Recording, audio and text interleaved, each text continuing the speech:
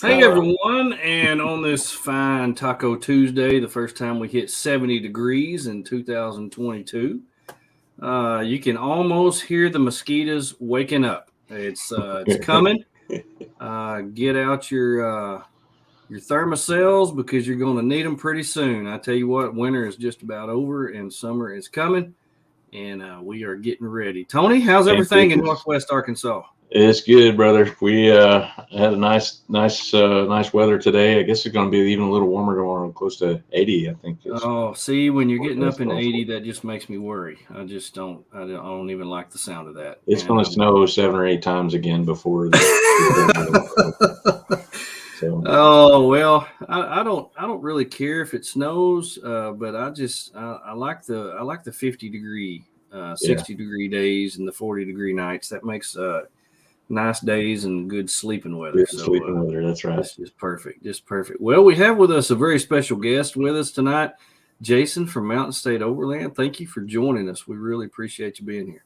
Heck yeah. Yeah. I really enjoy watching the progression of these podcasts and the technology that's going into it and how you're incorporating the video in the beginning, especially when we're going live. But, I almost felt kind of compelled to pull out my lightsaber and start striking through my screens. It was just you never know. You never know when Boba Fett's going to fly through, and we'll have to take off after him. So we try to keep it interesting and keep people on their toes. You never know what might happen. So yeah, well, thanks for having me, guys. Yeah. Oh yeah, we're glad that you're here all the way from West Virginia. I know we got some West Virginia people going to be watching tonight, so pretty excited about that. Arla's on there. Kara, thank you for being on here. Kara's got a show in a couple hours, so I know she's probably out there getting ready for that. Kara, thank you for being on here. We've got a giveaway that we have been doing for the last, it was going to be 2 weeks. We extended it for 3 weeks. One of our show sponsors, Lifesaver water filters. I don't know, Jason, I don't know if you've ever experienced one of these, but these things are cool. They have they're built like a tank, and they have a filter in there along with it's like 2 different filters in there, and they could filter out like 8,000 gallons, I believe is what it was, before you have to change those. I don't even know if I'll drink that much water the rest of my life. Yeah. So pretty sure that filter's good. And it's about 18 inches long, which tells me it's also compressible and different things like that. So what we have done is we have talked them into giving one of these away, and we've been doing this on our Instagram for about the past 3 weeks. And I have figured out how to share my screen and do this giveaway. So we're going to do this right here and get it out of the way. So all right. Yeah, check this out. Boom.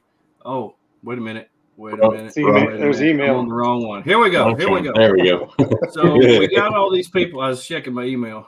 So anyway, we got all these people right here that Tony took about 17 hours to type all these names out. All these people that entered our drawing. And so I'm going to pick 2. And this is the way it's going to go. And Tony, I want you to write these down after I pick one. The first one that I pick is going to be the backup in case the the winner does not meet all the qualifications. So all I've got to do is I've got to hit this right here, this pick a random item, and it's going to go through all these. So we make sure that we are not cheating, because we're not cheaters. And we go down here and it says the winner is Contingency Overland. Okay, you're the backup. If you think you won, sorry, you didn't Contingency would be that's right. Contingent, very you appropriate. win. Contingent on the other person not winning. So here we go. We're going to pick the winner now. We're going to pick the winner now. We've got how many did you say you typed in, Tony? Oh, there was, I think, 600 and like 645 or somewhere in there. Man, that's a good Wow. number. That's like impressive. Yeah. That was really good. So we're going to, here goes the winner. Here goes the winner. I'm nervous. I'm sweating. I'll tell you, it's something. So the winner is, oh my gosh. No way. No Wow. way. Our good friends at Blue Line Overland are the winner. And really excited about that. If you don't know Blue Line Overland, they actually are going to take this and raffle it off and take the money to provide gifts to needy children. That's what Blue Line Overland does. They help provide gifts for needy children. So that is a great giveaway. I am so excited about that. So excited. Well, let's sweeten the deal on that a little bit here and throw in a coupon code to Mountain State Overland's website store for both of them. So when we're done with this, send me a contact, send me those usernames again. I'll put in a one-time coupon code for each of them. Wow. Excellent. Heck yeah. That's awesome. Thank you. We appreciate that. That's so cool. Well, Mason's going to be excited about that. Mason is a full-time police officer, and he's got this group of police officers that go through and they raise money, they call people, they get donations, and they do like online auctions where people bid on he sells like so many spots, and you pay like $10 for a chance to win, and then he takes that money, pays for the donation if it costs him anything, and the money that they take that's left over, they actually use that to donate money to help raise money for needy children in police departments all across the United States, and they do a great job, and I'm so excited. Yeah, that's awesome. That. So very cool. Very cool. Very cool. Well, Jason, you and I have never met in person, but these days since 2020, we do everything virtual. So we're meeting virtual. So I want you to introduce yourself for those out there who have never met you, who may not know who, if they've been living in a hole and don't know who Mountain State Overland is. Tell us a little bit about yourself, your family, and how all this started. Oh, wow. Okay. So I'm Jason Specht with Mountain State Overland. Mountain State Overland.com to kind of follow up on everything we're talking about here today.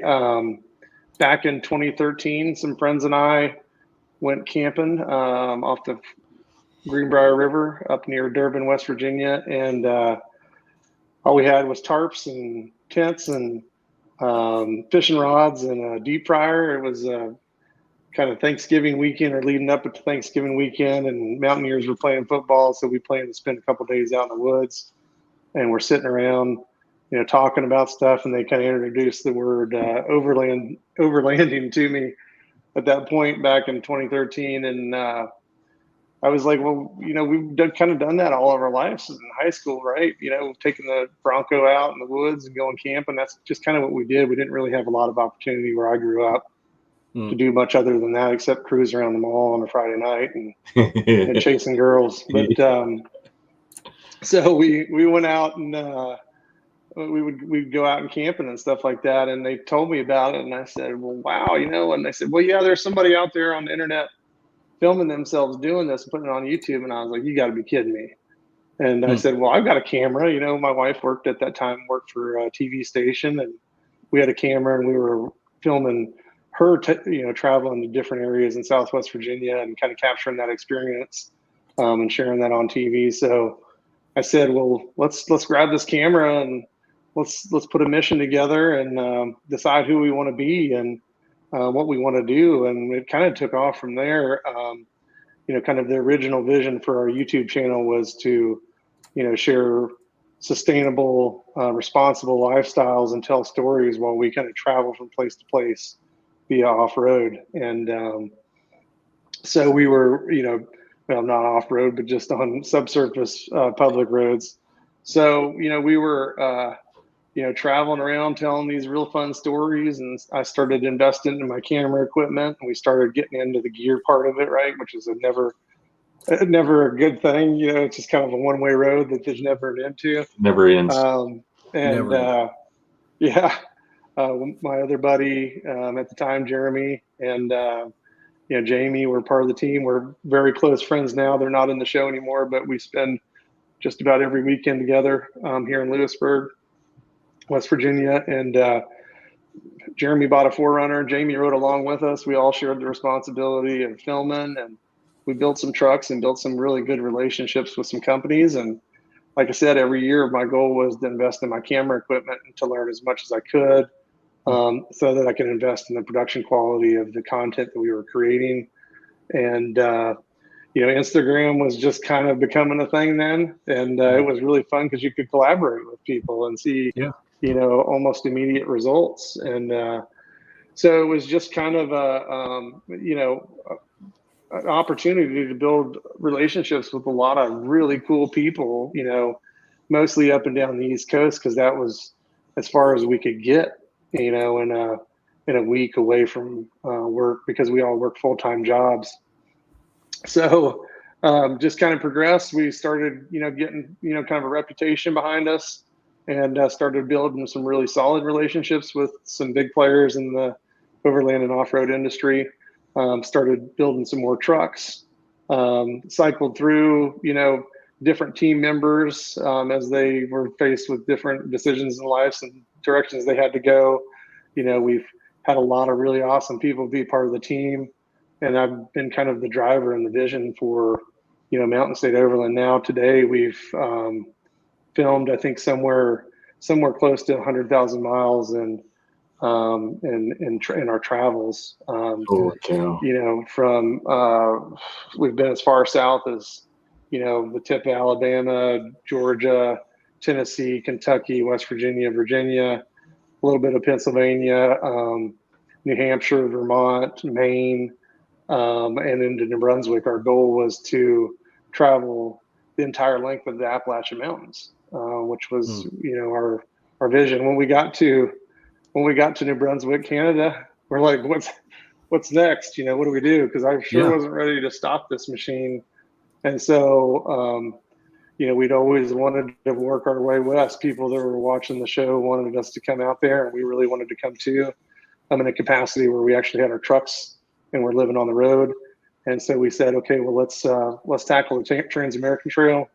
And it's here for the last 2 years now. We've been, putting down as many miles as we can in, the time that we have available from our work, to go out and film what we can, pretty consistently, instead of just only showcasing really the best parts, give people a real good idea of what to expect on the Trans-American Trail. And, we started in Southern Virginia, went through North Carolina into Tennessee first year. Then this past August, we went from Tennessee there into your guys' backyard, right? And we ended up right at the Oklahoma border. And that's kind of the plan, is to kind of knock some of that out this year from Oklahoma on, as we go to the Mountain West Overland Expo in August, and then play around in Colorado a little bit. But we're not in any hurry to travel the whole Trans-American Trail, because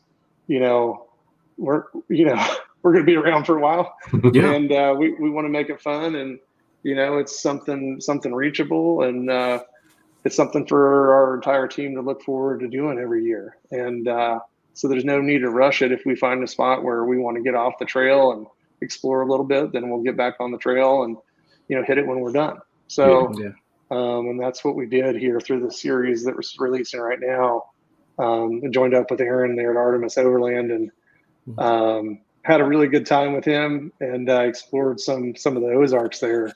And yeah, just fantastic. So that's kind of where we're at. And now we're, YouTube offered an opportunity for us to release guided trips. People were wanting to join us on these grand adventures. And, for the longest time, we were like, there's no way we can do that. We just can't do it. And then I was really close friends, still am very close friends with Matt Aikenhead there at Blue Ridge Overland Gear. And we've spent a lot of time talking about it and kind of come up with a model where we can actually take people, on tours and function as a tour operator and take people on adventures here in West Virginia.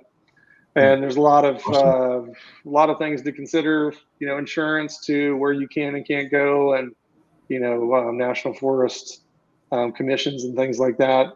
But we worked out that model, and now we've been doing that for, I think this is the 5th year. I could be wrong. Maybe it's the 4th year or not. But we've had so many great people on our trips, and it's just been so much fun that we actually built a 4Runner to rent out to people so that they could fly in from anywhere in the country or the world and join us on some of these adventures. So yeah, it's just been a machine that's just been kind of running. Whirlwind.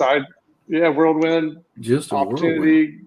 Got a 7-year-old little boy and a lovely wife, and we just have a lot of fun and spend a lot of time on our own. My son Catcher will probably be on some adventures as we tackle the rest of this Trans-American Trail, over the next, who knows how long it's going to be, 5 more years or more. So it's just a lot of fun. Well, it's been cool watching how things have progressed over the years with you. I get on your website all the time, especially when you announce that you have some of your guided trips that are releasing or something like that, and it seems like by the time I even get on there, they're already sold out. I mean, it's just crazy. And I think you're in a great area for that, because most of the people that do that are out west, but you're in an area where there's really not a lot of that available, and so people are drawn to that, and you offer them something that they really can't get anywhere else in that area. And so and plus you do a lot of specialized things with your trips as well. You do I think it was last year I noticed, I don't know if you did it this year, but you did one specifically for kids. Yeah, we did. Obviously, I mean, if you've seen a picture of my truck, with this last truck that we built, we wrapped it, obviously to protect the vehicle because we ended up in so many brush thickets. But so we can maybe sell it one day and it'll look brand new. But long story short, I commissioned Lisa, made by Lisa Marie is her Instagram handle. And I commissioned her because I really liked her artwork and I wanted to make it kind of fun, and I wanted it to relate to kids, and I wanted it to be a little bit of kind of like a mullet, business in the front, party in the back, but more fun in the back and business in the front. So we commissioned her to do some doodles for us. She's done some work for Patagonia Magazine or Patagonia Clothing and Apparel, and sent her 3 of my favorite videos and said, pick some visions of West Virginia that you really like and doodle us something up. And that's how we came to that design for the truck. And again, kids in mind, we kind of prototyped a trip where it was kids only. Like, you can come, but you have to have kids. For this one trip, you have to have kids that you can bring. You can rent some kids if you want to and bring them with you, but you have to have kids. And it was just a lot of fun. We put a lot of energy into the program for them. The kids kind of rallied the first night and had a lot of fun. We camped on a river on some private property. The next morning they woke up. I gave each kid, or each car that had kids in it, I gave them 3 top secret packets, and that they had to open at certain points in time when we were on the road. And I'd call and tell them to open it. And then I'd had one of my guides, with us kind of read through what they have to do. One was, stopping at our next stop to, find 3 trees or 3 leaves that they needed to identify. One of them was, one of the challenges was pick up as much trash as you can. And the third was kind of a moving challenge where you're in the vehicle with your parents and you have a conversation with your parents to talk about what you think is the most important thing to go on a camping trip. And so, kind of brought all the kids together, and then for every challenge that they completed, we gave them a prize, and I think the final prize was we let them rip off some patches off the AluCab canopy camper on the back of Tacoma here for Mountain State Overland, and they had a real blast doing that. So it was a lot of fun. That's cool. Awesome. That's so cool. I love how you do that. I love how your description of your vehicle, the business in the front and the party in the back. But That's right. With the things you've got on there, it's definitely a party in the back. And I want to talk about your rig, because you have one of my dream pieces of equipment from AluCab on your vehicle, and I want to talk about that because some of the videos that I've watched, I just sit there and I rewind them and I watch it again. I rewind and I'm telling my wife, I said, "Look at that! Look at that! Look how cool that is! Look how awesome that it is. I mean, look at that! Yeah, It's just amazing to me. I want to talk about that, but what we do, we're going to take a break. We always take a break about 20 minutes in and do a sponsor spotlight. And because Aaron with Artemis was on one of your trips with you this weekend, we're going to talk about Artemis for just a minute. So we'll be right back with our sponsor spotlight. It's now time for the sponsor spotlight, talking about all the products, services, events, and businesses that we use and love. Here we go. Now, we thought that Aaron would be able to be on here with us, and he's not. He's with us in spirit. He didn't die, but he's with us in spirit. Had a big day today. Did a lot of work. I don't know if you saw it, but he did a lot of work on a brand new Land Rover Defender. So they put a rack on it, a winch on it, a ladder on it, and they did a lot of stuff. So I know he's probably getting his back rubbed by his wife or something like that, because he's probably hurting because he's really old. So he wasn't able to be with us tonight, but I'm going to take a minute and show you a little video that we put together, spotlighting Artemis. Check this out. World changes daily around us. Change is inevitable. It's coming. Many things in life change, but some things do not. They're a rock, a constant, dependable, reliable, and safe. Artemis was founded upon a single idea: experiencing adventure and life outdoors with friends is a life well lived. We're here to provide your needs, to be a good environment for our employees, and to give back to our own community. We don't say this just to hear ourselves talk, or because it sounds good. It's our vision since day one. Our mission will never change, but our showroom, our website, what we offer to you will always be evolving to reflect who we are and always will be. Overlanders who are committed to serving overlanders, being the best, bringing you the best reliability, service, gear, and friendship. The world may change around us, but we will not, as living this life alongside you as family can never be replaced. Aaron's always been very good to us. He's always sponsored just about everything that I've ever done. Super good friend. If you are ever in the Springfield area, please drop by Artemis Overland Hardware and visit Aaron there at Artemis. It was the first brick and mortar overland building showroom dealer I had ever been in, and I think back then his showroom was like 250 square feet. It was so small. He had like 3 tents set up in there and a little bit of camping gear, and I think I stayed for 5 hours because I was just like, man, all this stuff I've seen on the internet, I actually get to touch it, and it works. And I was like, man, I told my wife, I said, I got to go home and work some overtime because we got a lot of stuff to buy. So if you're ever up there, his showroom is like 10 times what it used to be, and he's got it set up really nice, and I know that because I helped him do it. And so anyway, Aaron's always been good. So Artemis Overland Hardware, we thank you. Thank you for sponsoring us. Now, Jason, I know you've got some sponsors. Would you like to mention them real quick and give them a shout out while you're here? Yeah, I think the one that we want to hit and put the most focus on is a team of mechanics and creative and business savvy people that have been in the industry since 1979, and just a fantastic family and, like I said, team to work with at OK Four Wheel Drive. They've been a huge part of my, career developing Mountain State Overland. And, I'm also fortunate enough now to be working full time for them as their e-commerce manager. And it's cool. It's just absolutely fantastic. I'll never forget the first time I met Jim and Ren at Taylor Ranch at one of the first Overland Expos here on the East.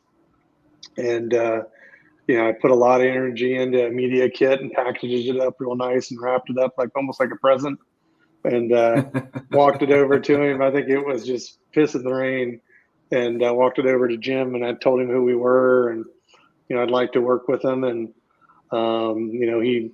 he took the information, said, get back to me. We had a phone call and said, let's see where you go, and then stay in touch. And it's just a really fun story beyond that. But, I guess 8 years or 7 years of working together was probably the longest job interview I've ever had.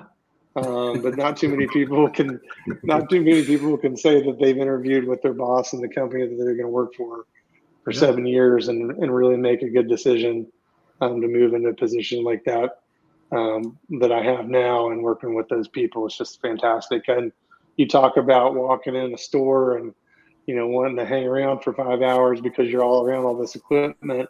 It's a fantastic shop up there, and they're growing, and just about everything that you want to see on the internet that you've seen on social media is sitting on the floor there. It's pretty fantastic. Awesome. So, and where are they located at? Because for years I thought they were in Oklahoma because of the OK, but they're not in Oklahoma. So don't think that. Where are they located? They're in Stewartsville, New Jersey. And just across the border from Easton, Pennsylvania. It's complete farmland and, some rolling hills, actually really close to the Appalachian Trail. I believe that, rolls along one of the ridges in the distance to the west of them, away from the hustle and bustle of New York City, but close enough to New York City where, those people can come in and have a good time and stay there for the weekend. But yeah, from Lewisburg, West Virginia, where I live, it's about a 6-hour drive, and you can knock it out pretty quick, and it's worth every minute of it when you get there. That's cool. Very cool. Yeah, when a lot of us think of New Jersey, we just think of high rises and big cities, but there is some farmland out there. There is some a little bit of place where you can get away from everybody, and that's where they're located. So I don't know why I thought they were in Oklahoma. I guess it was the OK, but don't know how they got their name, but it kind of threw me when I finally found out they're in New Jersey. What? In fact, I had funny story. I had planned to drive to Oklahoma City to go to their shop one day, and I put it in my MapQuest to look, and it said, "Oh, you're like 27 hours away," and I was like, "What?" And I was like, "Oh, yeah, I feel dumb." Yeah, yeah, they get people from all over, man. It's pretty spectacular, and I definitely don't want to leave anybody out. I mean, some brands that have been really integral in our development, Blue Ridge Overland Gear, always supporting us and supporting our guided trips. We give our guests, we call it a discovery kit when they join us. It's usually a packing cube or something like that from Blue Ridge. Aaron was awesome on our trip. Just being a part of this and being a part of the adventure with us. Tow your tires, Goose Gear is a big one, and cool equipment too. So cool clothing has been very, very big part of our team. And I think I can see a Midland, and maybe that's a 275 behind you. So yeah, Midland's been a big part of our adventures. In fact, I think we may have been one of the first to really kind of embrace GMRS mobile radios, actually mobile station radios in our trucks. I think a lot of people were still relying on CBs and ham radios at that point. But yeah, I mean, the list just goes on to AluCab, to Red Arc, and just some other fantastic people. But it's just been a lot of fun. That's cool. Very cool. Well, I want to talk since you mentioned OK Four-Wheel Drive. They work actually with Artemis as their AluCab provider, and I have visited with Aaron several times about this is my dream tent. Okay, I've had a lot of tents on top of the FJ, but the AluCab is like it's like moving to the house on the hill with the little white picket fence. I mean, it's the ultimate in getting up there and quick setups, and you could drop it from a crane from 30 stories and wouldn't put a dent in it. I mean, they're just unbelievable. And so I know you talked about OK four-wheel drive, and they provide the AluCab. So tell us how this canopy camper that is on the back of your Tacoma, how has that made your life so much easier in all your travels? Because I know it has. There's so many things I could share. You know, we started off with a kayak camper, which is a slide-in version of that. And we got the shell model, which is significantly cheaper than the outfitted models, but it was fantastic because I could take it in and out of the truck in 15 minutes. And then we totaled that truck. Two young girls texting on their cell phones, totaled my truck and cracked the frame on the back, and so kind of put us in a position to build a new truck, which we're seeing right here. And I remember talking to Ren about it, and you know, because the kayak camper was paid for, it was taken care of, and I just loved having to pick up when I needed to. But he was like, "We sell that thing, man. We gotta put a canopy camper on the back of the truck," and that's what you saw in the picture was a AluCab canopy camper. So I mean, the question was, how has it made my life easier or my I've got better, a picture of how it makes your life easier. Okay, there you go. That is like that's like a dream house with an upstairs. I mean, it's just so cool. Yeah, you can see I actually use my equipment because there's dents in the refrigerator and scuff marks and things. You know, it's not it's clean when it needs to be, but we just throw camera equipment in it. You know, Ingle's been great for us too, but you know, this here is, you know, a sample of really all of the great things that have come out from creating the AluCab canopy camper. Is all of these companies are coming together and innovating solutions like Goose Gear and GP Factor Table and the Molly panels up here by GP.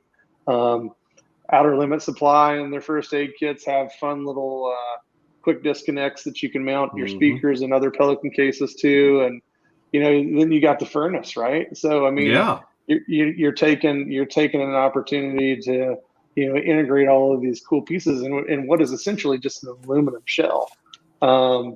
And so it's really prompted the industry. As we well know, the industry is all about designing equipment that makes the experience that much better. And honestly, I think the one thing I can talk to the most is always like seeing late to the party.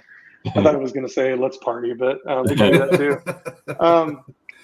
The one thing that I talk to people about is the speed at which you can set up camp and get to camping, right? So it's literally like 15 seconds to get out of your driver's seat, close your door, step on the tailgate, or I'm sorry, no tailgate, step on the back step or a step that you may have, pull 2 pins, pop open the latches and push it up, and then it rises and camp is set up. You know, if you want to throw out the awning, you know, a zipper, 3 Velcro straps, and then, you know, 5 seconds later, you've got 270 degrees of shade. So usually the first thing I do is I open the back door, turn on my Bluetooth speaker, and then I've got music to keep myself entertained for the minute and a half it takes me to set up camp.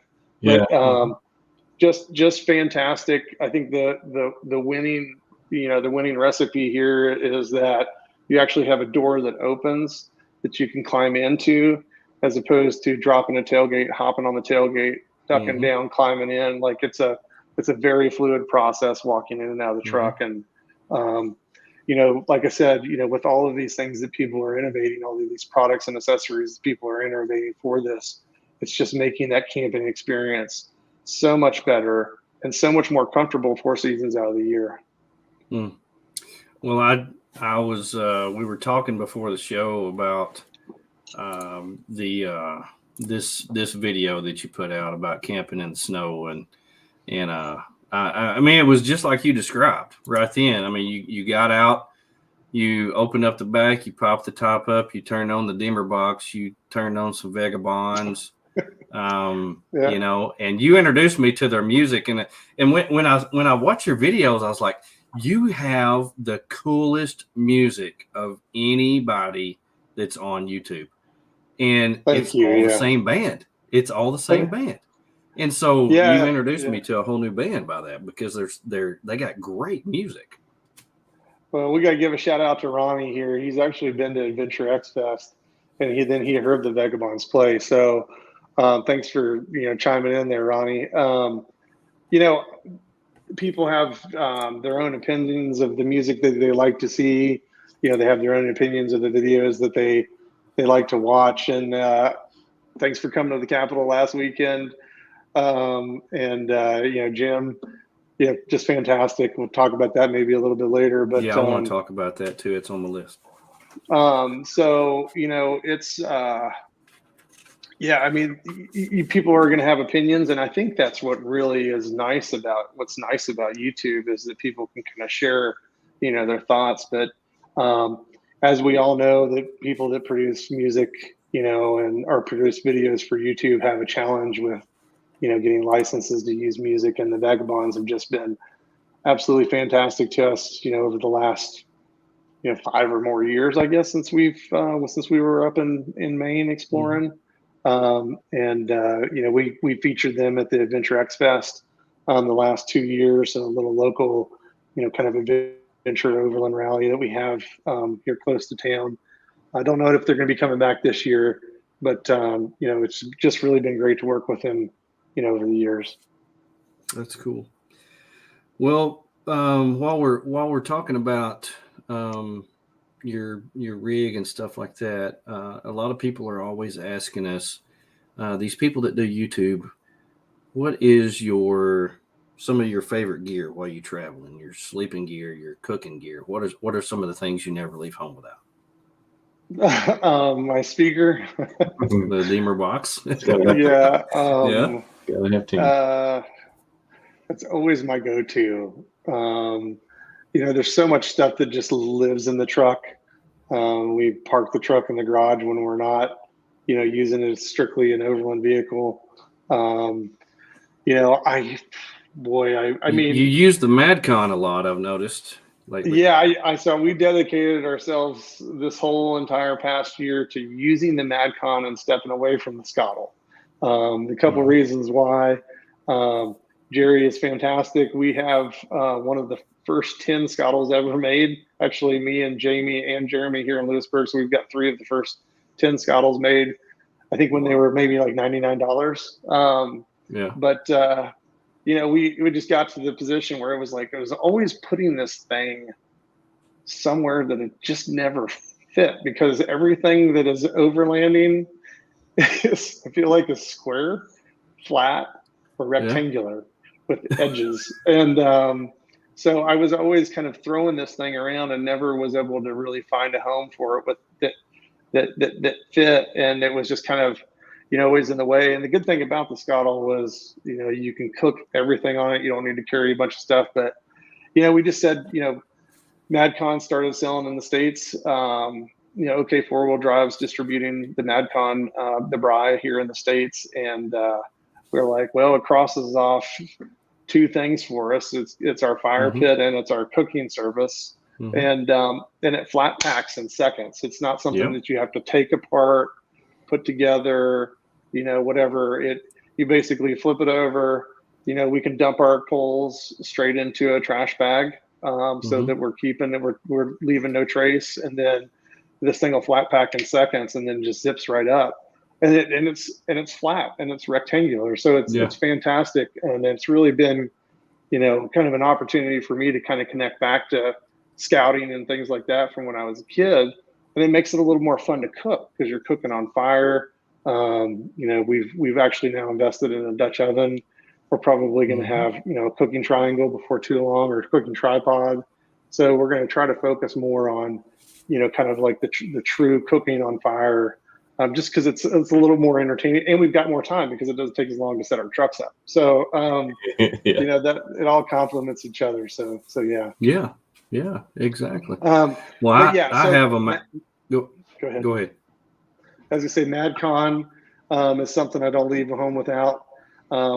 I'd have to say, amongst all the equipment, speaker, MadCon, and I'm probably going to go with, communications, right? Not necessarily the Midland radio. We rely on that very heavily, but I rely on satellite technology to communicate with my family because my son's growing up. There's all sorts of important and fun things that he's doing, and I want to stay in touch with my family. So, my inReach and my Overlander or some sort of navigation really helps us out to have a seamless experience when we're driving down the road.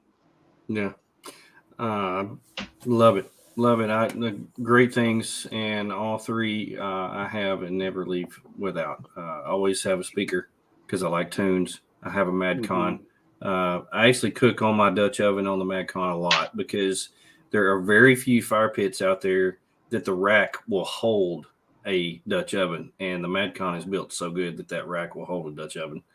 And I absolutely love it. And I love how small it packs. I mean, I keep it in the FJ, and I've got one of the smallest vehicles out there, and it's amazing. I absolutely love it. So definitely throw a chainsaw in there too. Yeah, chainsaw. Yeah, if you're going on the the Transamerica Trail, I have definitely noticed in all the videos that I've seen, you definitely want to have a chainsaw. So Porker says, Jason, these two clowns, he's talking about me and Tony, will be here towards the end of the month. Maybe we could go out for a day. Yeah, you never know. So this is your buddy here that's going to be that's him in Summersville. Yeah. Cool. That's awesome. where he lives, and that's where we're headed. So I've been out there 4 or 5 times, and he actually has a business where he installs lighting on emergency vehicles. They do fire trucks, police cars, and all that. So what I did, I took advantage of our friendship, and I went out there and took a whole boatload of lights, and they installed all my lights for me because wiring is not something that I do well. And in fact, they actually banned me from using all electrical tape now for the remainder of my life. And so went out there and did that, and ended up going back, and me taking my vehicle out there and him seeing it and seeing all the stuff that I had done to it and the build and all that kind of made him get interested in it. And the last time that we went out there, I actually was able to take him out, and we actually went up some trails around Somerville to do some drone footage and things like that. And, he looked at me and he said, this takes me back to camping with my dad. This takes me back to reliving some of my childhood memories. He said, I love this. Yeah. And it wasn't just a few months down the road that he bought a 4Runner for his wife, and they started doing some off-road trails. And he said, man, I've lived here my whole life, and I'm seeing part of West Virginia that I've never seen before.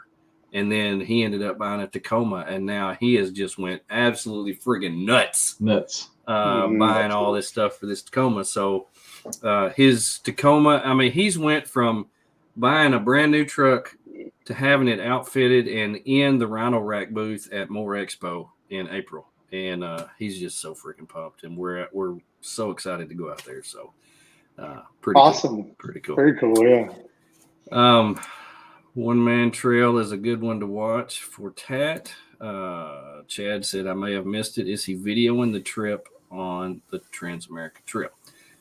Yes. We have several videos that he has made for the Transamerica Trail, and we're going to talk about that here in just a minute. But I want you to talk about for just a minute some of your recent posts on Instagram have been to raise awareness for your state. Tell us about what you've been involved with. Well, over the last 8 or 9 years, I've been part of the the cause was to show people there's somewhere else to go besides out west. And exploring out west is fantastic, but not a lot of people can break away for, a full weekend here on the East Coast, or a full 2 weeks rather, make their way out west. So I've always been dedicated to kind of showcasing West Virginia as an outdoor, opportunity, or an outdoor adventure opportunity from, my time, whitewater canoeing, now whitewater rafting, mountain biking, backpacking, things like that. Just been a fantastic and a big part of my life, just growing up just across the border, and coming to Virginia is where I grew up. But so I've always been an advocate of, everything, West Virginia, because it is a gem. It's a hidden gem, and it seems like no matter how hard I've worked over the years, the growth hasn't really taken off, and I'm okay with that because I like getting out and exploring, but not being crowded. I also I also find extreme value in people discovering the state, in that same capacity as well, which I'm a huge advocate of people, getting the tools that they need to go explore and map their own roads and stuff like that, because that was the biggest part of my experience, and I would hate to take that away from somebody else. Yeah. But so last year I was invited by the West Virginia Off-Highway Vehicle Coalition to come to what was coined as the and Mark and Jerry, if they're watching this, Senator Mark Menard and Jerry Bain with the West Virginia Off-Highway Vehicle Coalition would get a kick out of this. The first year they had it, they called it the West Virginia like Jeep Capitol Invasion. So that was like 45 days after what happened January 6th, and I was like, maybe we should call it something different. But it was a huge turnout. Due to COVID, they weren't actually allowing people to go in the Capitol building. The plan was to go in and lobby, talk to members of the state legislature, and talk about who we are, who the clubs are.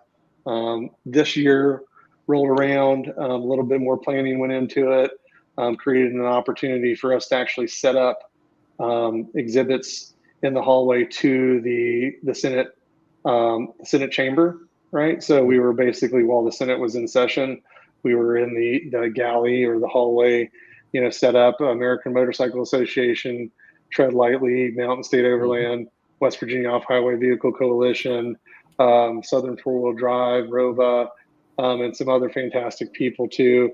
And as these members of Senate are coming in and out of their chamber, they're stopping and talking to us. It was great networking. They introduced us on the Senate floor, each of us, and then after that was over, they brought us into the governor's cabinet office, which is like right beside the governor's office. And we had director of the DNR, Department of Natural Resources. We had the Secretary of Tourism. We had, I can't remember his title, but he's basically in charge of all digital recording of roads in the state of West Virginia.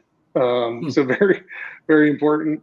We had several members of the State Forest Department with us, and the governor's chief of staff was in there. So this group of people that we had set up as exhibitors, we went into the cabinet office and each took part in like a 5 to 10 minute presentation for these people, and had discussions about adventure travel and adventure tourism, and how that the jeeping opportunity complements the side-by-side opportunities, complements the overland and adventure travel opportunities, and how that all supports everything tourism that's happening in West Virginia right now. So some big people, some big players, and it was just a fantastic opportunity to bring adventure travel to the forefront in a state that is in its infancy. Side-by-sides can travel in the state with a license plate, I think maybe 25 miles or so on pavement on painted line, and then they have to get off pavement and drive gravel roads. But you can essentially circumnavigate and drive in between upside down and around West Virginia on a side-by-side now, which is kind of opening up more opportunities. But there were several missions to it. The awareness for keeping roads open, creating systems for As we approach gates, there's I think it's called the SWAT program. I could provide some details maybe after our podcast here, but the state's actually built a reporting system where you can actually report a gate closure on a public road, because of what a lot of people have done in the past is thrown up gates across their property, even though there's a designated right-of-way or a public road through that property. So, you don't have to deal with the discomfort of approaching some random house in the middle of the woods. You can go back and you can report it to the SWAT program, and they'll investigate and then put that out in forum for people to discuss. So there's all sorts of fun things happening. The big thing was awareness. The public came in on Saturday. We had the truck set up, and then we took a trail ride. And then after that was over, we camped with, several of the people that were there, and just a fantastic opportunity. And that's my political gig for the year, and I look forward to that. You running for office now? I look forward to that. Look forward to that every year, and making these connections, and just empowering people to get excited about it. And there's 2 or 3 or 4 or more members of West Virginia State Legislature that are really passionate about all of the things we talked about, side by side, exploring via vehicle or not, on foot, rafting, whatever. So it kind of speaks to everybody in the state, and I think we've really got a huge opportunity ahead of us. Yeah, I think that's so awesome. Cool. Tony and I are headed out there in about 3 weeks, and Tony's never been. And West Virginia is not really on a lot of people's radar as far as an overlanding off-road destination. In fact, it wasn't even on mine until I went out there to visit friends, and then I was exposed to it. And there's so much out there. There's not a flat road in the state. There's not a straight road in the state. And it's beautiful. There's mountains everywhere. It's just absolutely beautiful. And when a lot of people talk about where they want to go, most of the time it's out west, but a lot of people don't consider out east. I've heard so many people say that West Virginia and Wyoming is among some of their favorite places to go.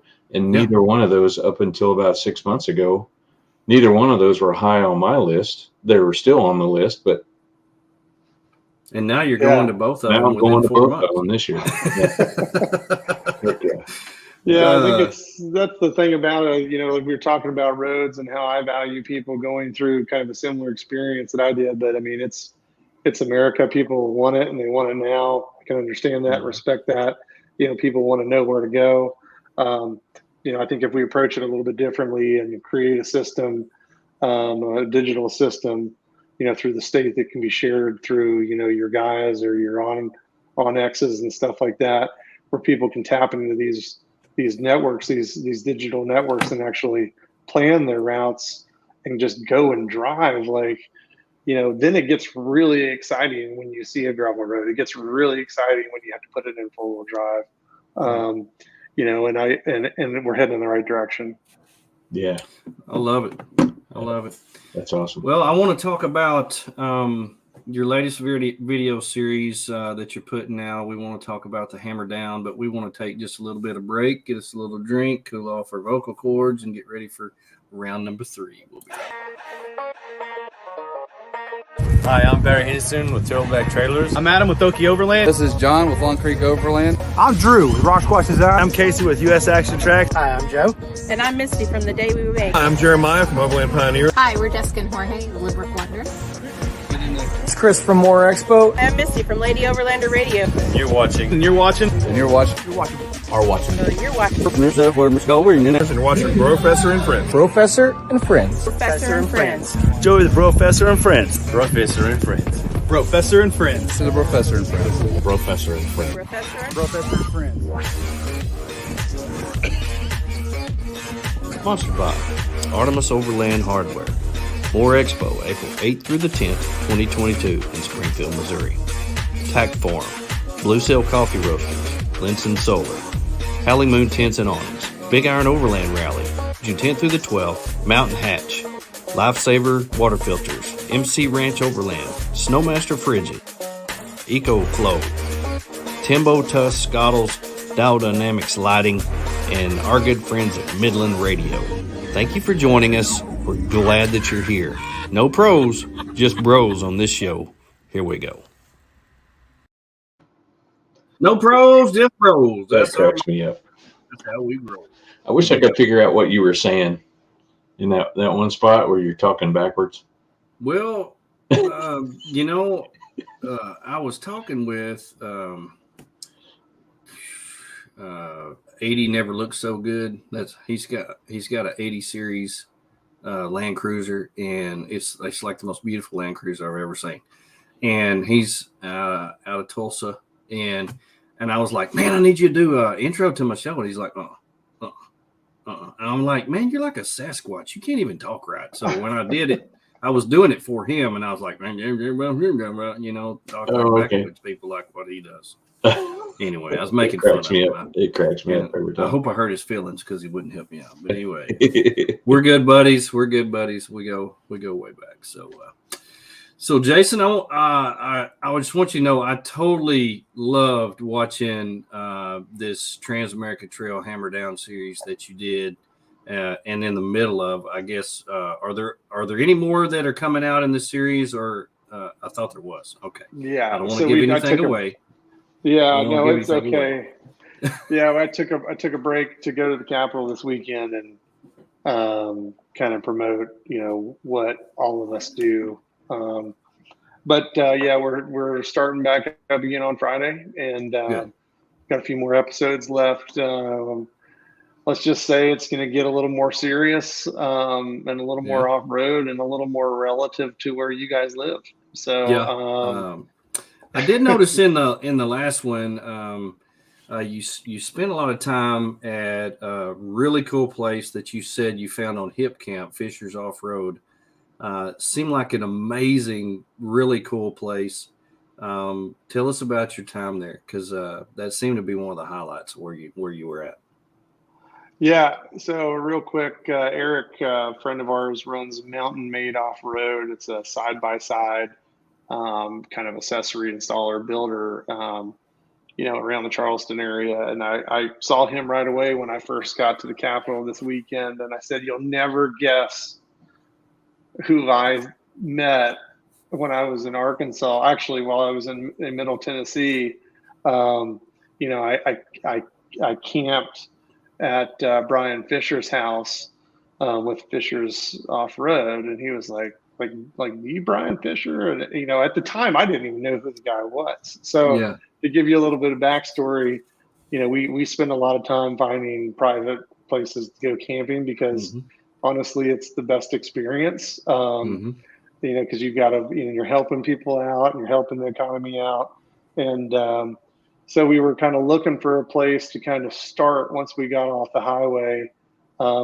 Weren't planning on going, you know, riding around on side-by-sides by any means, but found this awesome place on Hip Camp in Middle Tennessee. And I said, guys, this is perfect for, you know, closing down our highway section right before we started the Trans-America Trail. Sent them some pictures, and they were like, yeah, it looks great.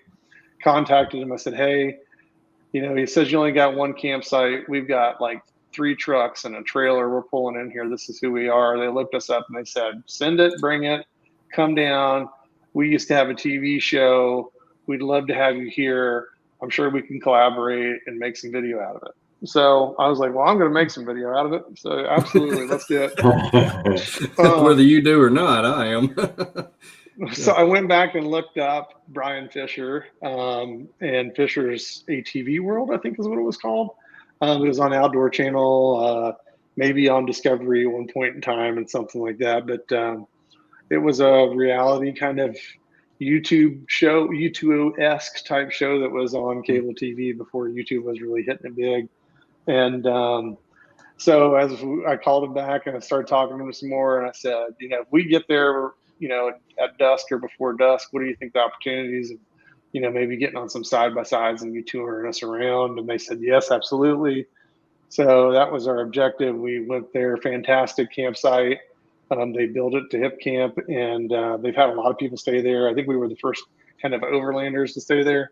But, you know, I highly recommend Fisher's Off-Road for camping if you're going to be in that area. It's such a gem. There's so many gravel roads, so many dirt roads, so many creek crossings and river crossings and four-wheel drive opportunities in that area. I had no idea existed, especially after driving from, eastern Tennessee all the way to middle Tennessee on the Trans-America Trail. It was very uneventful, but when we hit that there, it was very refreshing. So. Yeah, it looked like a really cool place. Some of the best showers I think I've seen in any hip cup place. They were just so cool. Oh yeah. If you've ever stayed at of course we've all probably taken a shower in some capacity outside, but it's the best shower. It is the best. Outside showers are the best. I don't care what anybody says. It was 95 degrees. We decided we were going to do the Hammer Down, which is our Trans-America series. We decided we were going to do Hammer Down in August. So we'd be traveling through Tennessee, Mississippi, Georgia, and Arkansas in August, which is absolutely the worst time to be in the woods in those areas or any further south. But we landed at Fisher's Off-Road after driving down the highway, 95 degrees, 95 plus, 97 maybe. Did our UTV thing, had a couple beers, and then we all independently took showers and stuff, and it rained on us the whole time. So we're outdoor shower. It's raining outside, like 85 degrees. It was like the shit. Absolutely. Well, you highlighted those. The showers were so good that you actually took time in your video to go inside the shower and show people the showers. That's how good they were. And so I just want to make sure you watch this video and you wait to see the showers because they were phenomenal. It made me look up the place on HipCamp and mark it and say, I've got to go here. That's how good they were. So on the way to West Virginia for us. No, we're going through Kentucky. Oh, you're going to go. Yeah, you're going through Kentucky. We're going to go up a little bit north. Yeah. Yeah. I do not travel on Interstate 40 at all. No, I don't go through Memphis. I don't go through Nashville. I avoid it like the plague. So we actually go out of our way and go through Kentucky. So we won't be going through there, but that I will be going through there one day, and that is a cool spot. Yeah, I love it. Yeah. And the lake that you camped on right after that was beautiful spot. Dude, we hit. So what was that? Pickwick Reservoir, Pickwick Lake. I don't have the stats in front of me. How many miles of shoreline is backed up? Behind the locks and the dam at the Pickwick Dam there. We had a lot of history on it. Sometimes when you try to script out what you want to say on video, it just never goes as planned. Yeah. So we kind of threw all of that out the window and go typical MSO fashion and just wing it. And, we got there after leaving Brian's place. We spent a little bit of time on the Nez Pierce. Is that right? Is that a scenic highway or scenic byway? I could be way off. It might be. Oh, it's a Nez Trace or something like that. I don't know. Natchez Trace. The Natchez Trace. Natchez Trace. Yeah. Nez Pierce is over in Idaho, I think. Anyway, so we spent a little bit of time on that, but it was pretty consistent gravel and dirt and mud all the way to Pickwick Landing and Pickwick Lake. And we landed at, might have been Brunton Landing. It was the middle of the week, so nobody was camping, or maybe I think it was a Sunday night. Nobody was camping. We get there, just epic sunset. And all of a sudden, there were all these bugs flying around, and we're just like, oh, God. We got gnats, where I grew up in Covington, Virginia, and they're just awful. And I'm thinking like, oh, we're going to have to deal with mosquitoes. They weren't gnats or they weren't mosquitoes. We hit a mayfly hatch. And it was an act of, it was the most magnificent act of nature that I've ever experienced. Yeah. Watching, borderline millions of mayflies hatching from our bank and having them just flying around. They're not really even a nuisance. They don't bite. They don't bother you. All you do is just kind of hear them. And we did have mayflies, I think they lived like 24 hours or something like that. It was just so random. But, the fish, I swear the fish from the whole lake came over that bank and they were just hitting and flopping all night long. We went out there and went swimming, and it was you can't make that happen, right? I mean, those are some of the fun things that happen when you pack your truck up and you don't have a plan and you just go somewhere. That stuff happens for you. So I'm glad we were able to capture that on video because it was fantastic. And I'm sure my son will like watching that one day. It was epic when you showed the mayflies and the fish hitting the top of the water. I mean, the sunset, everything. I mean, it just all came together in a great video. I really enjoyed watching that. Yeah, we would not have been able to make that trip happen through those areas in August without water. Everywhere that we stopped, the camp had a water opportunity for us to bathe and swim in. And I don't know what your next question is, but if we talk Arkansas water in Ozarks, I mean, wow. When I first saw that cloudy blue water, I had kind of some different thoughts in mind until I realized, how mineral rich that water is and just how fantastic and how healthy that its ecosystems are, that populate that water. It's just amazing. Yeah, it is. And you went actually during low water time. Right now is actually high water time. And when you went during low water time, it's that much or more throughout the year. So it's just beautiful up here. We're really blessed. We're like you. We're kind of in a catch-22. We want people to know how beautiful our state is, but we only want a few people to come at a time. Because we don't want a whole bunch of people here. I mean, when COVID hit, it was almost like Red Dawn. Everybody flew to the hills, and we couldn't find a camping spot anywhere. And it's been that way for 2 years now. And so it's we have very blessed with a beautiful state. I think there's some audio trending on Instagram, something about that, talking about how pretty it is, and the guy says, I don't know, he says something like, "Do I wish you were here?" F no.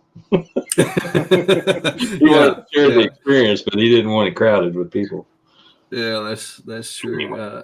And I know that you made your way into Arkansas. You picked up Aaron from Artemis in his Land Rover. Aaron is so fun to travel with. He's such a neat guy to be around and camp with, and so easygoing. And but that old Land Rover he's got is on its last leg. Did y'all have to wait on him a lot? I'm just gonna have to give him a hard time about it. A little bit. I think he had to wait on us just as much. Got stuck in a couple mud holes and things like that. Saw that on the previews. John Rutherford from Rocco Vehicles up in Massachusetts, he'd spent a lot of time on pavement, in upwards of 27 hours to get there for various reasons, and was very excited to hit the trail literally. Aaron was fantastic. We couldn't have been able to do it without him. He was a huge hit. He's a very passionate fan of Mountain State Overland, which is always fun, to be a part of an adventure like that with somebody that's kind of watched all of us. And, anybody that meets us in person knows we're exactly the same way we are on camera as we are in person. That's very important to me. And I hold my guys accountable to that, and they just get more fun and more animated the more they do it. Aaron was a great asset to the team. We, like I said, left Middle Tennessee, made our way into skimmed over Alabama, and then we ended up in Mississippi for a little bit, had a pretty fun hill climb there in Mississippi. The most of it's just kind of flat, red dirt roads. Yeah. Stopped in Redneck Sand, Arkansas, just outside of Mississippi, and went through Levon Helms. If you guys are, fan of the band and know Levon Helms, we stopped in a town at a liquor store to pick up some booze, and ended up being Levon Helms' birthplace, which was a lot of fun. Yeah. Some of the guys on the team didn't know who he was, and I gave him a pretty hard time about that. But from there we kind of made our way into Arkansas. It's just all kind of running a blur. It's almost like I have to, going through and the editing process, this far from the trip is always fun for me because I get to re-experience, that adventure, and it kind of gets me more excited about really what I want to show. We ended up at the OARC Cafe. We were just going to, we had the plan on spending some time in the Ozarks and going 4-wheel and doing that type of thing. But after you spend so much time on the Transamerica Trail, all you want to do is see more Transamerica Trail. But we had a big discussion on that on the radio, and we said, what are we trying to do? Are we trying to travel the Transamerica Trail, or are we trying to experience the country using the Transamerica Trail? And I'll never forget when our photographer, Photog John, said that, and I said, all right, we're going to spend some time here and have a good time. Thanks. So, spent a couple days there with Aaron, exploring, sending John home a little bit early, and then made our way back and stopped in Nashville on a Saturday night after spending, 7 or 10 days in the woods with nobody other than the, 4 or 5 guys that we've been camping with, going basically into, the lion's den there. It's Saturday night. It's not busy. It's East Coast Las Vegas, man. It was oh my God. We had a pretty good time there, and I wanted to hit a honky tonk bar or two, and we did that. There is one or two there. We did that. Yeah, that's actually my wife's son is there right now, and he sends us pictures of Main Street or downtown Nashville about 2 or 3 times a day, and I'm like, oh, he's going to get arrested. I just feel it. It's crazy. I just feel it because it's so much fun, but there's just one right after another, after another, after another, after another. You can get lost and you can hit them all, but that's a really neat town, Nashville. But really glad you got to experience OARC. That's one of our favorite places in the whole world. That seems to be the hub for the Ozarks, where we have our rendezvous every fall, and so many good trails around there. So many good trails. So what can we expect coming up that we haven't seen yet on your videos without giving too much away? I think I shared enough of it already. I think just kind of an idea of where we're going to be. Like I said, we focused really hard on, capturing, good quality content that's visually appealing. So you're going to see a lot of that. You're going to see some 4-wheel drive action. We spent some time with the owner there at OARC, and going back through all of our footage. That's the challenge with filming, is that making sure everything's dialed in where it needs to be, and you check in to make sure your cards are, not full and your mics are on. And so we had some hiccups there. We lost that kind of interview opportunity with him, but so be it. Go there yourself and experience it. So that's kind of what it's all about. But we got some hooping and hollering, and it's kind of with the way we lead into our series with the Vagabonds, and you're going to see more of that. Awesome. Well, I went up and spent some time with Aaron right after he got back from your trip, and I mean, he just had a big smile on his face. And one thing that he was very adamant about was that these guys are in person just like they are on their videos.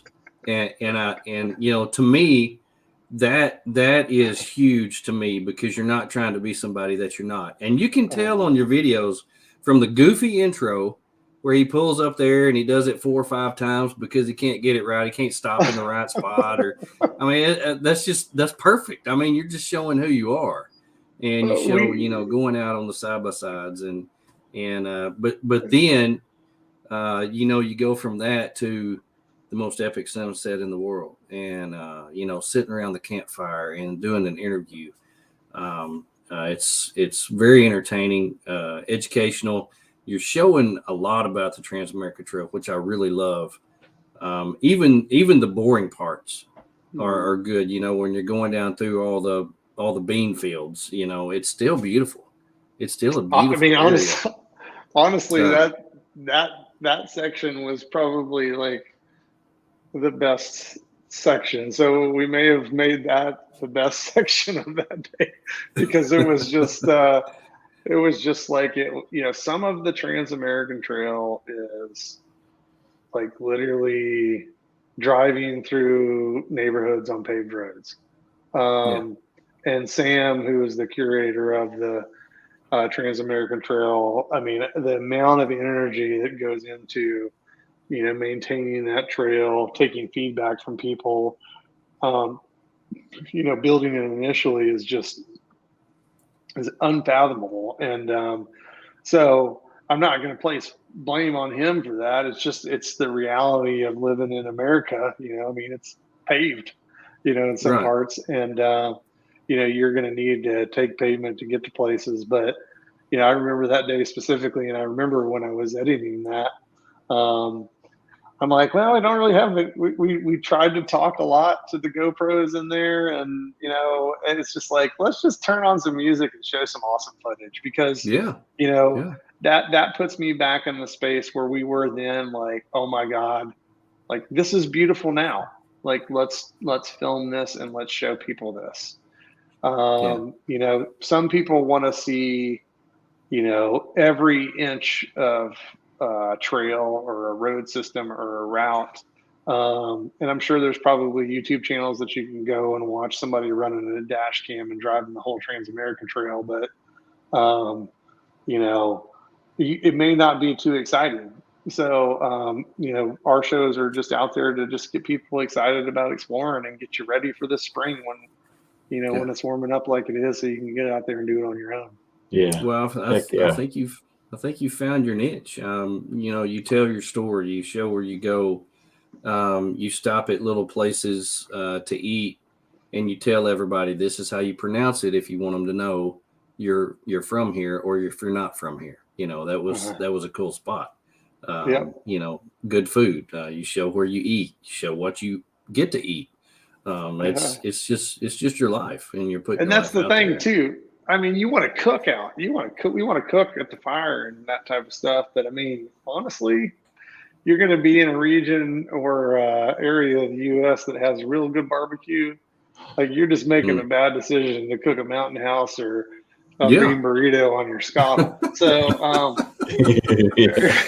and you show shopping for groceries, and that's one of the things that I have discovered throughout my life in travels is that when you travel to different places and you go shop for groceries, you may discover food that you have never seen before. And I discovered that in West Virginia the first time I went, and they told me about ramps.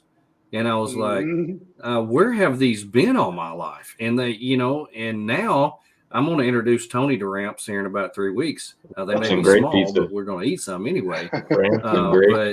Ramps and great pizza. And have you had great pizza out there where you live? Oh, yeah. We've got great pizza at Pies and Pints in Fayetteville. Pies and Pints. That's where we get it. Yep. Pies and Pints. And we don't have that here. And I come back and I tell people, man, I had great pizza. And they're like, what? They put grapes on pizza? And I'm like, y'all have to travel more. You've got to get out more because there's food out there that you don't know existed that's amazing. And, and I went to a little, it's almost like an open air market there in Summersville, and they had yellow-eyed peas. And I called my mom, who is the most country person in the world, and I said, Mom, have you ever heard of yellow-eyed peas? She said, no, we grew up on pinto beans and black-eyed peas. What are yellow-eyed peas? And I sent her a picture of it, and she said, bring me some. I got to try some of those.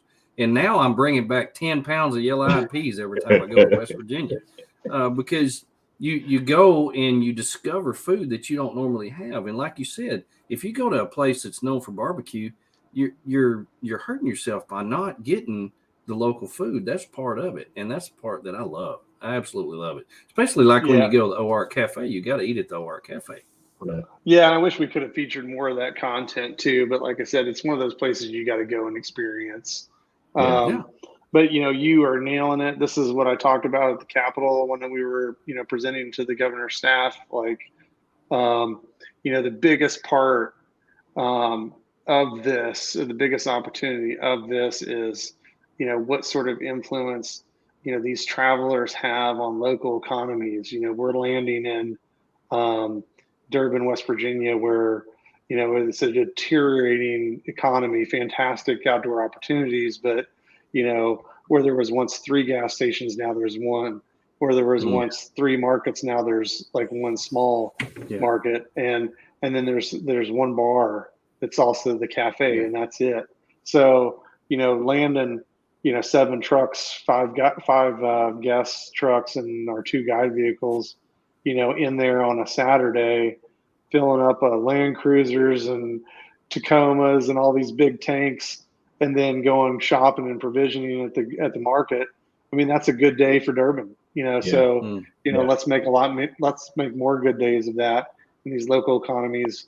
Whether we're in West Virginia, Arkansas, or traveling across the country. Yeah, true.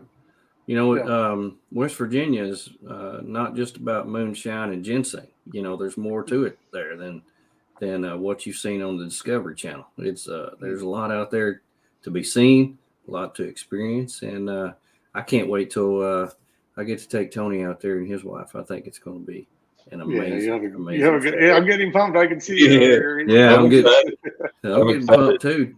Tony's been working on his trailer and his vehicle like mad for the last several weeks, so he could get ready to go out there. So I'm going to go to Artemis this weekend because I need to get out and have some fun. It's been a lot of work lately the last few weeks, but feeling the pressure. We got Rigs and Coffee this weekend. It's going to be fun, so can't wait to get up there. So if throw this out there, if you have a Saturday free, come to Artemis this weekend. We got Rigs and Coffee. Going to be a cool time up there. Would love to see everybody up there. Yeah. So, man, Jason, I appreciate you coming on. This has been awesome, just like I thought it would be. Good. No, I appreciate it. I like I said, these are so much fun, and I love how people are getting so creative with the layout and the design and the total experience. The visual podcast. So I think it just makes it more animated for us to kind of share our true passion, and that translates into the audio experience for people listening to it on their phone or watching it on YouTube. So exactly, fantastic, guys. Thank you. Well, we appreciate that. We are always excited to have guys like you on here that we have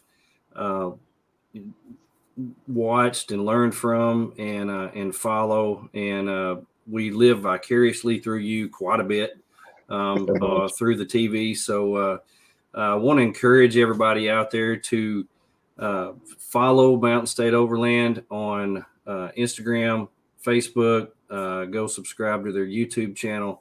Check out their video series. I promise you will be educated and entertained. They do a great job. You'll laugh. You'll see some really cool spots. Great places to eat, a little bit of everything. I promise you, it is cool. It is cool. Well, thank you. Yeah, no, absolutely.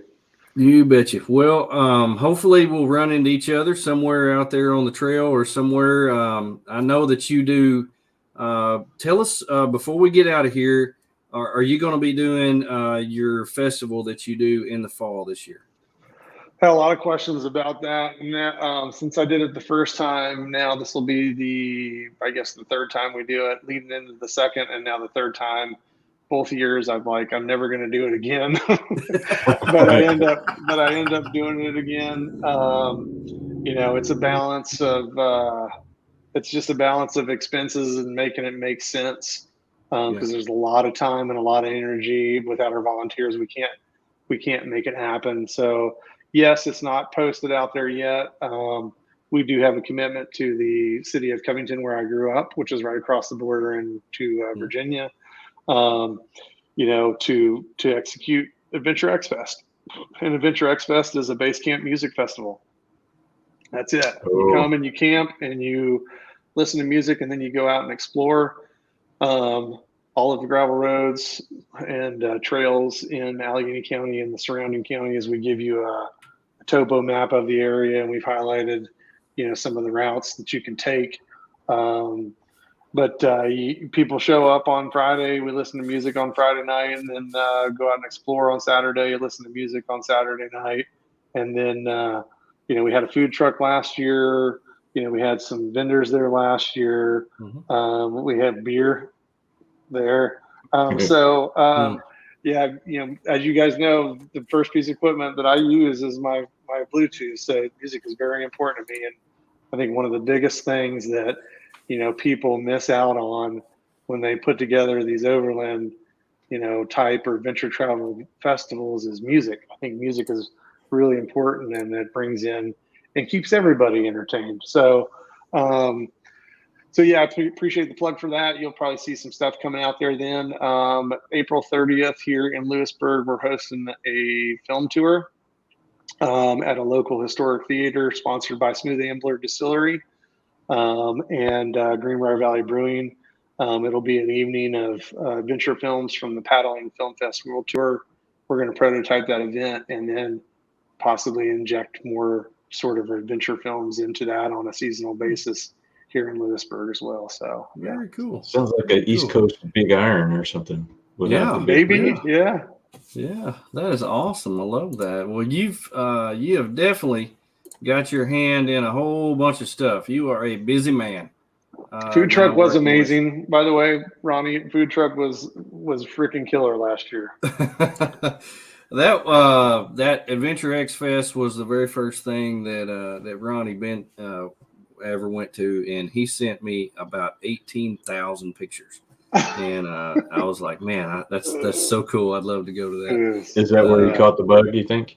That's where right before that's when he caught the bug. He didn't have much. He had a little tent and awning was all he had back then. He's come a long way. That's all you need. So, yeah, that's so cool. Well, we've come about to the end of our show. Man, what a great show. Good information to put out there. I hope everybody goes to Mountain State Overland. Get you some swag, buy a bunch of stuff. Go to you're going to be at Expo West, Jason? Or I'll be at just Expo Mountain West. Will be Mountain West. Okay. Mountain West in Colorado. Yep. Yeah, that's in August, and then Expo East be in the fall. Yep, so if you're out there, make sure and look him up. Absolutely. Well, next week we got some people coming on. Cotty Wampel Overland from Kentucky is going to be on, and we're excited about them. And we will be back on Tuesday again, 7 p.m.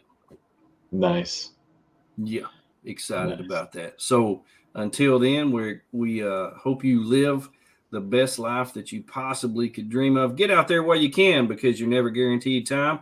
Look out for number 1, and don't step in number 2. Y'all have a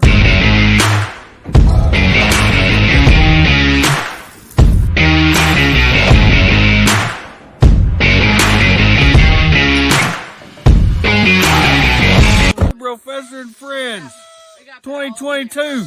Woo-woo. Thank you for watching BROfessor and Friends. BROfessor and Friends. Joey the BROfessor and Friends. BROfessor and Friends.